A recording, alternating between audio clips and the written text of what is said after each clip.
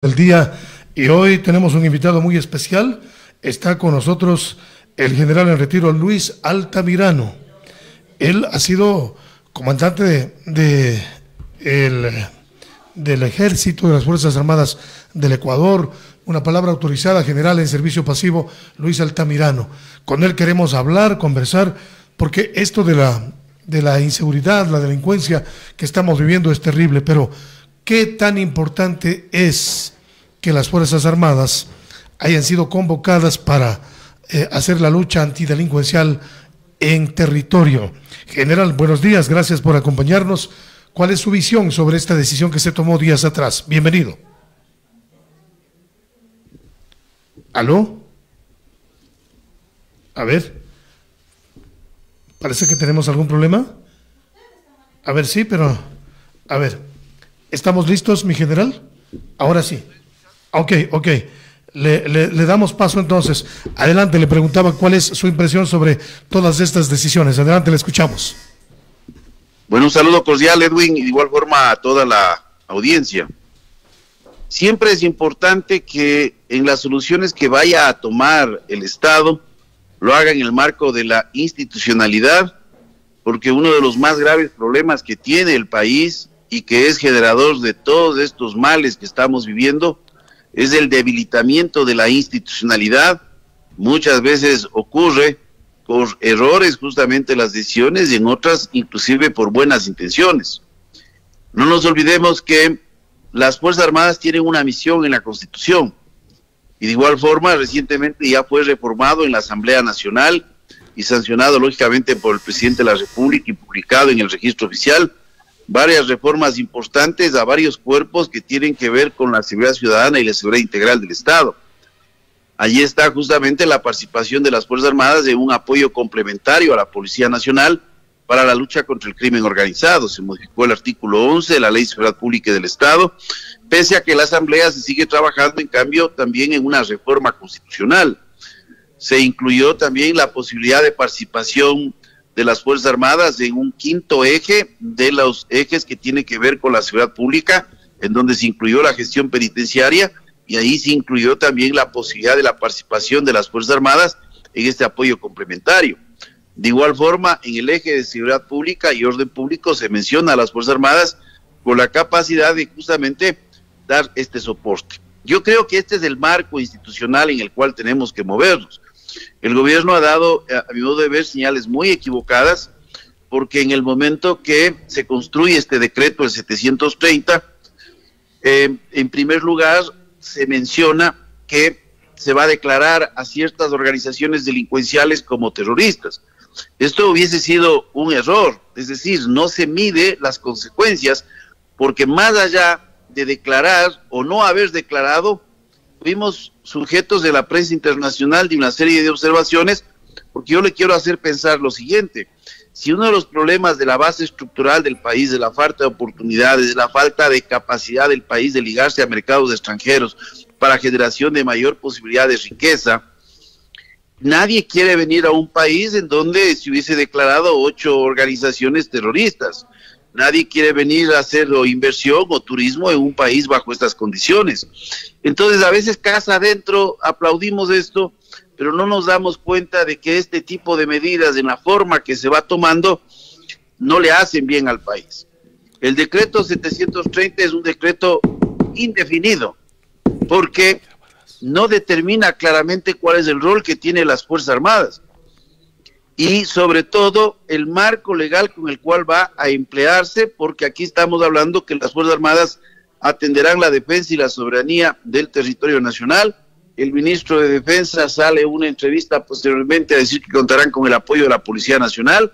Debiera leer el ministro de Defensa la reforma que se hizo a la Ley de Seguridad Pública del Estado, en la cual se indica que este apoyo como fuerza auxiliar, en donde fue incluido con unas miradas desde el pasado, se hace solo con estado de excepción. Entonces parece que no se entiende mismo cuál es la estrategia que ha tomado el gobierno. Yo creo que la función natural de la naturaleza del terrorismo que tenemos aquí, que no es el terrorismo tradicional, no es el terrorismo de la edad moderna. Aquí hay otro objetivo de las organizaciones delincuenciales y hay otras formas de operar.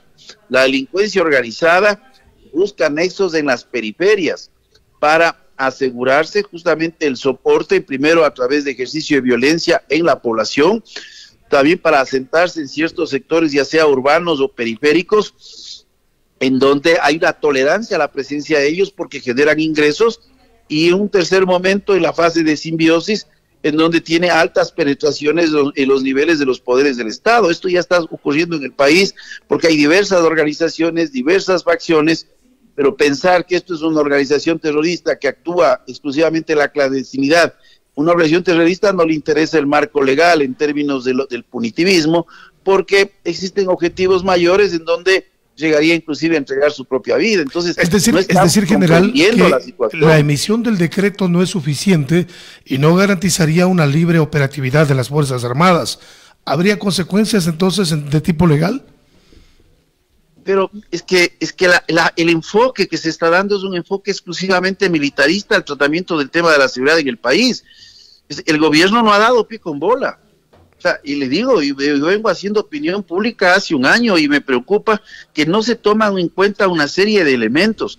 Mire, las acciones que ha ido tomando el gobierno a lo largo de este tiempo, uno, le digo, es que a veces somos de memoria corta. Mire, uno, incremento apresurado de policías, sin concepto de eficiencia, porque se quiere incluir sociólogos, médicos, abogados. Innecesario cuando pueden ser servidores públicos que salen mucho menos costosos para el Estado y en obligaciones futuras. Esto obedecía a una visión parcializada desde una lógica institucional. Eso no es de Estado. Un incremento de guías penitenciarios, donde hoy es el mayor problema del sistema penitenciario, porque no nos olvidemos que hoy tenemos el problema nuevamente de casos de corrupción, de casos de violencia intrafamiliar provocado por estos mismos guías, por casos de alcoholismo, porque, claro, se piensa que formar a un ser humano es ensamblar un objeto en una línea de producción, muy equivocado. Se hace anuncios sobre el sistema de vigilancia aérea del país, y se dice pues que no es necesario reemplazar radares, que se reemplaza con un iPad y una conexión satelital. Totalmente equivocado, mal asesorado, no entiende cómo funciona un sistema de vigilancia.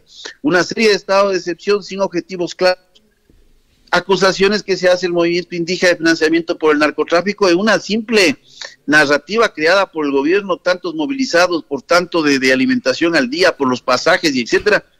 Entonces, esto no da el porte regulado de armas que sale de un momento a otro, coincidente con una serie de situaciones políticas, con la muerte del señor Cherres, etcétera.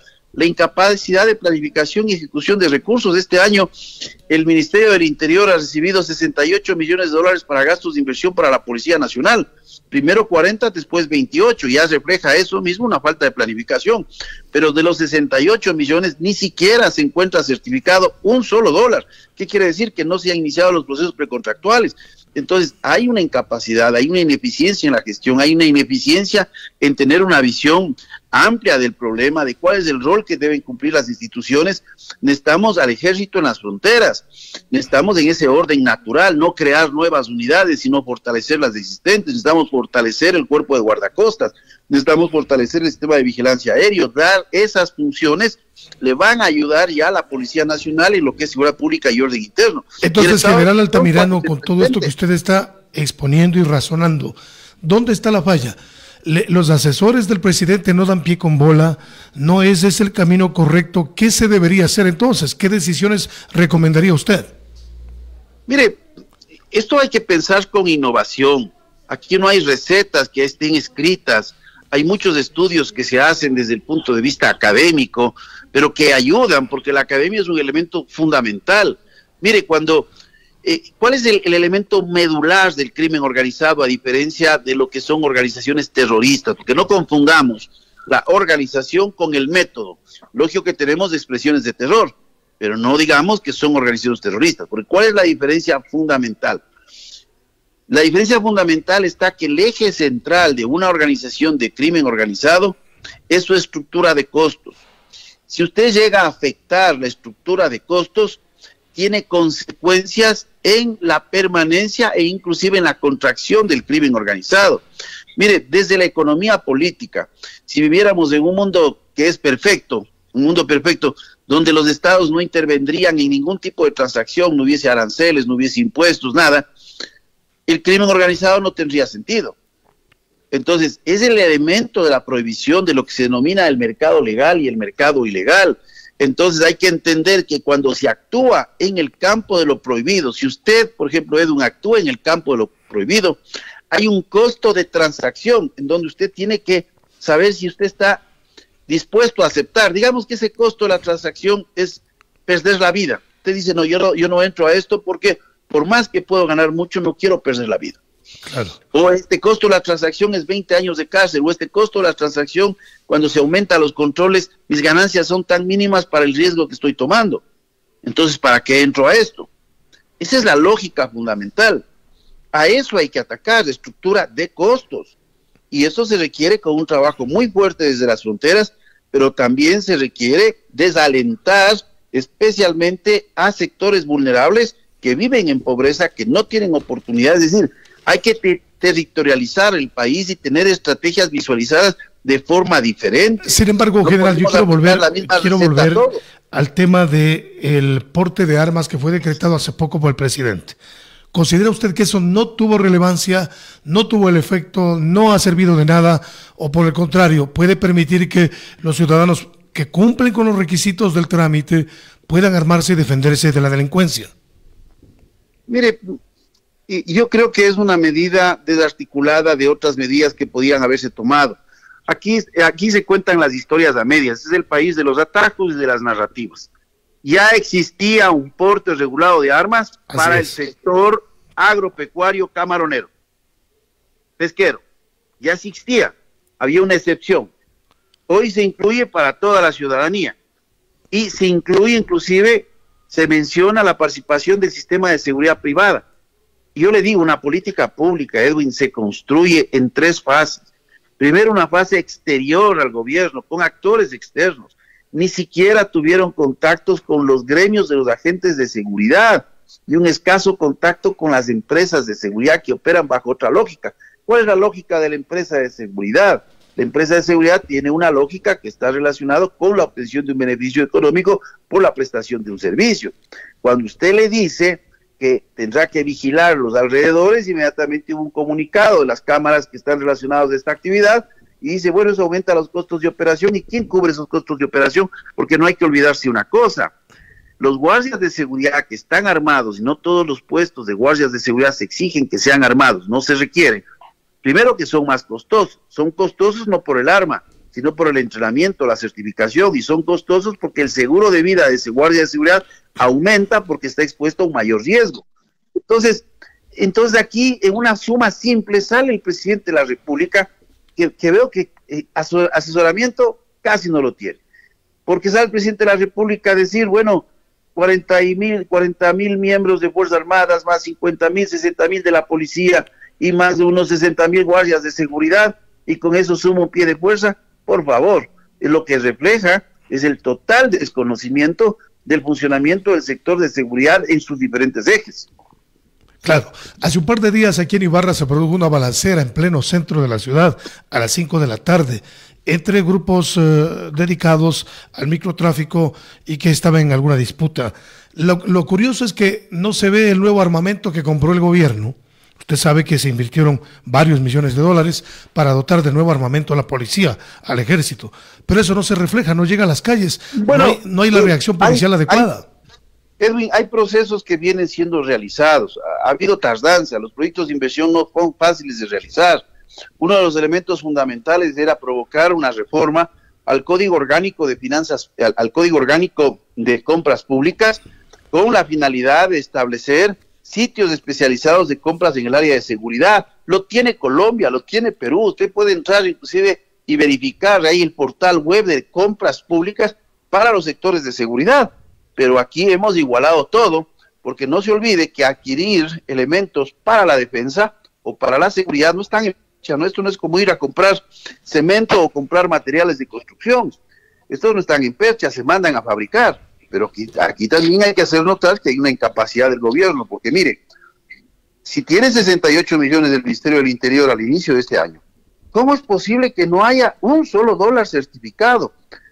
En una cédula presupuestaria se lee primero certificación. Cuando usted certifica, usted puede pasar a la siguiente etapa, en donde usted compromete los recursos. De ahí así vienen los devengados, el pagado y la ejecución. Pero cero. El Ministerio de Defensa, en cambio, está en el 25%, que está muy bien porque son bienes de inversión que se devengan normalmente casi en su totalidad al final del año.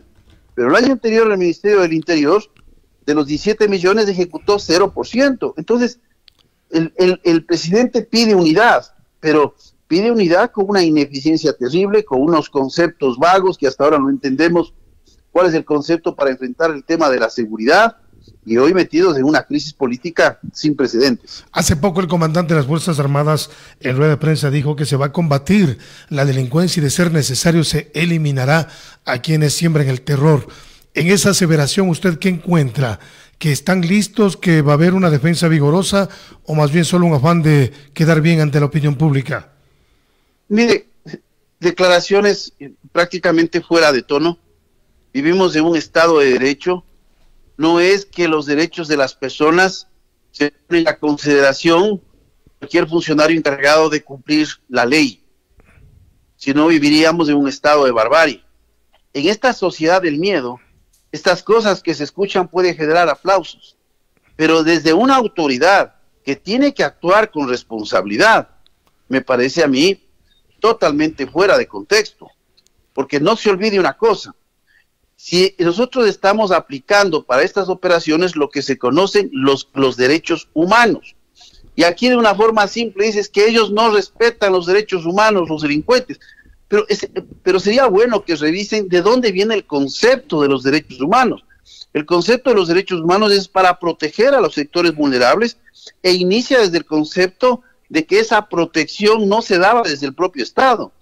Entonces, ¿qué es el Estado? El órgano que tiene que observar en estricta competencia el cumplimiento de la ley.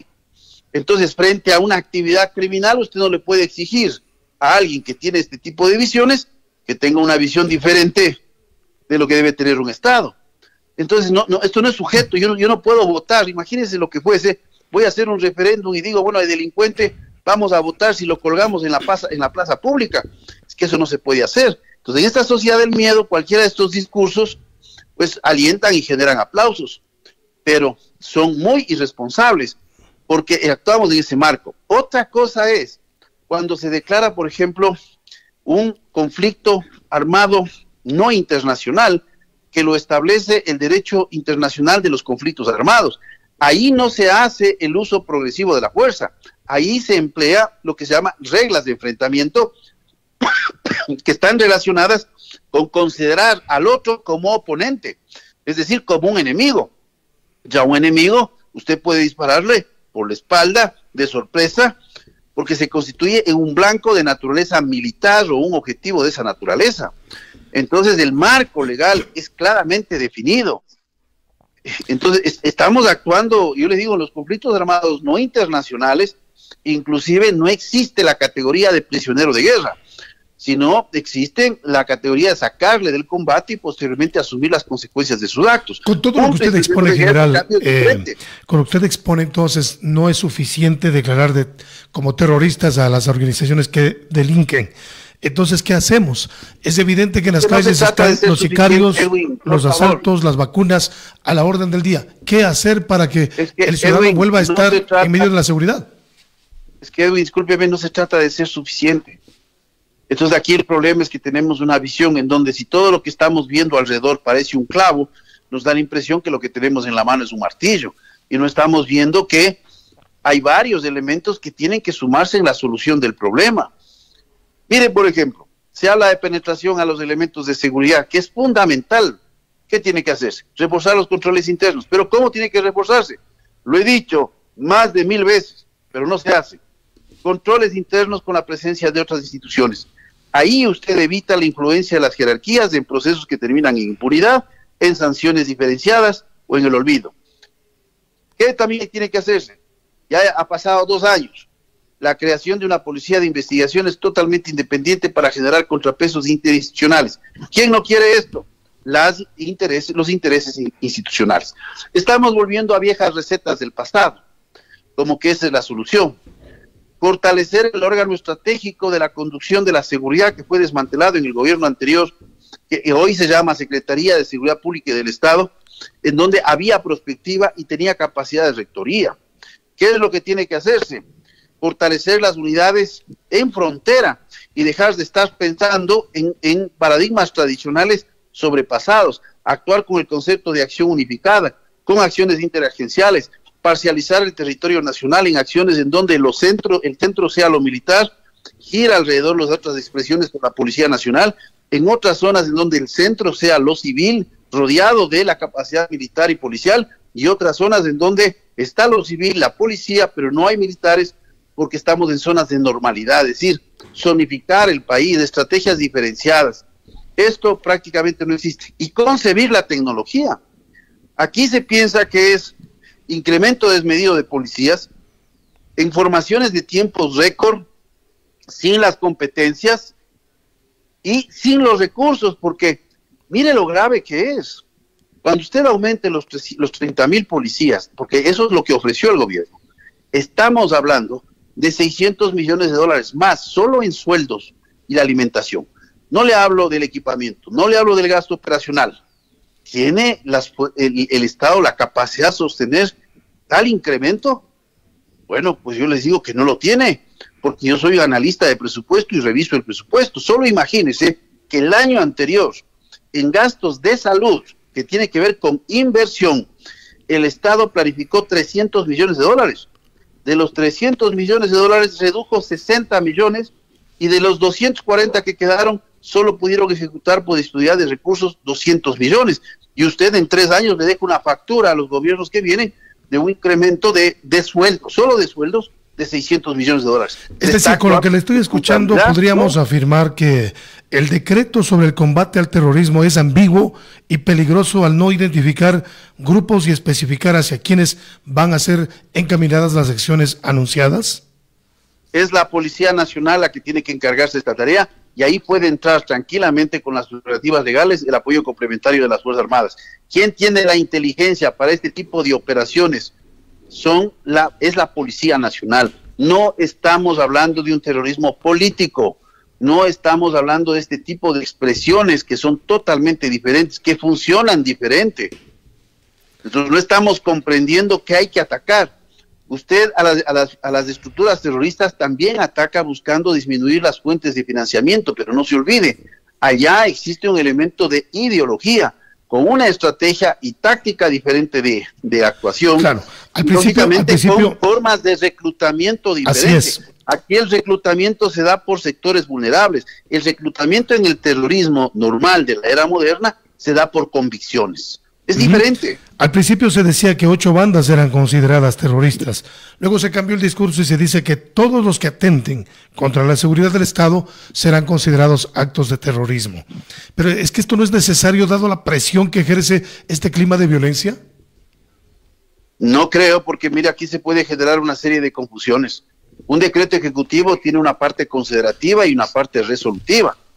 Lo más importante es la parte resolutiva, porque cuando las instituciones que tienen que cumplir las disposiciones de un decreto ejecutivo, no es que se basan en los considerandos son los justificativos de hechos jurídicos y de hechos o de elementos fácticos por los cuales se toma esa decisión.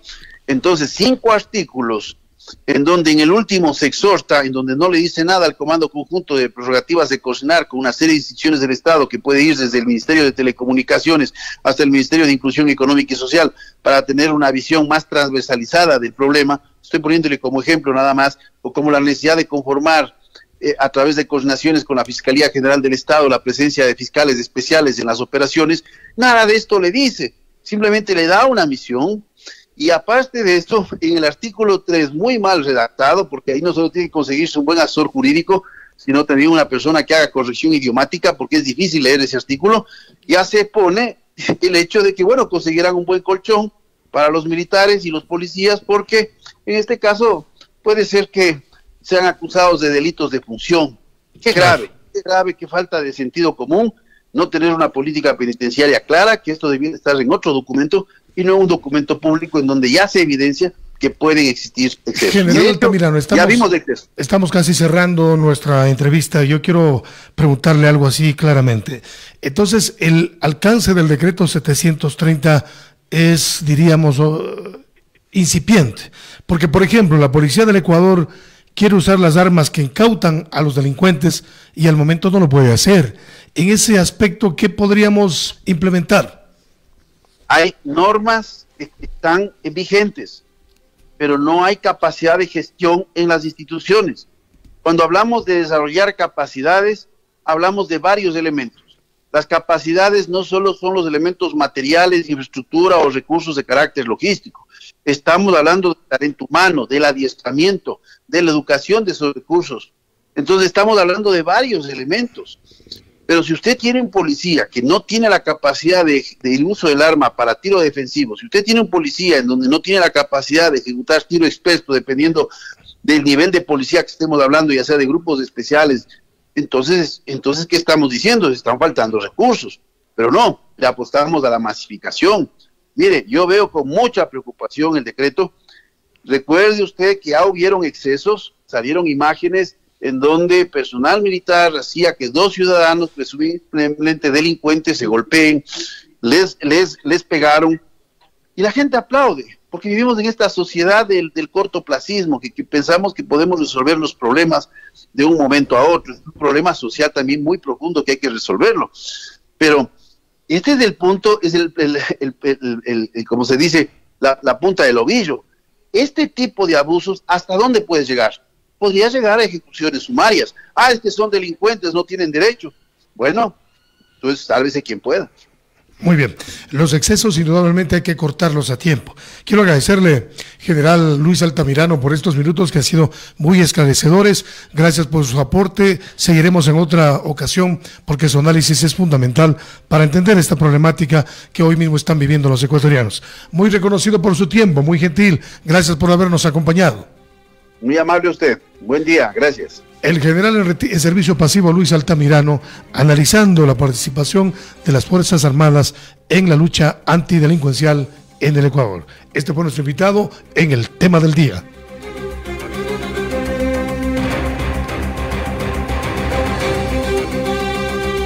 El tema del día.